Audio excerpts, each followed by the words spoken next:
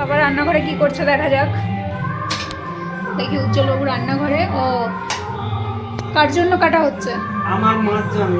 তোমার মায়ের নাম কি? আমার মায়ের নাম তোজো। তোজো, আচ্ছা। তোজো মার জন্য পেয়ারা কাটা হচ্ছে, ঠিক আছে। ওরে হিংসুটে, ওই হিংসুটে আমি খাবো না, তোর বাবা তোর জন্য কাটছে। আয় যা গিয়ে দেখ, যা বাবা কি করছে দেখে।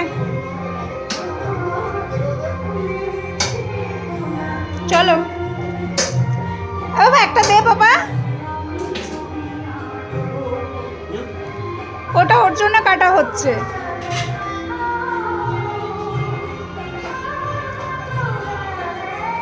চলো এই যে ওর জন্য। হ্যাঁ আমি খাইয়ে দিই, কারণ দোকানে আছে তো, দোকানে ওকে দেবো না। হ্যাঁ কার মা এটা কার? হ্যাঁ পাকু সোনার। ও তোমারে দেখছে যে বাবা তুই দিবি না। দেবো দেবো, বসো মা বসো, বসো বসো। ও বসবে বসবে। আমার এনে তো এখানেও একটা গোটা পেয়ারা আছে। এই ওটা খাবি না, ওটা আমার। তাহলে হাই পাই দে, হাই পাই হাই পাই। এ মা আমি একটা খাবো তোর দিয়ে, খাই একটা। নিজের দিয়ে খেলেই মন খারাপ হয়ে যায়, এদিকে লোকেরটা খাবে।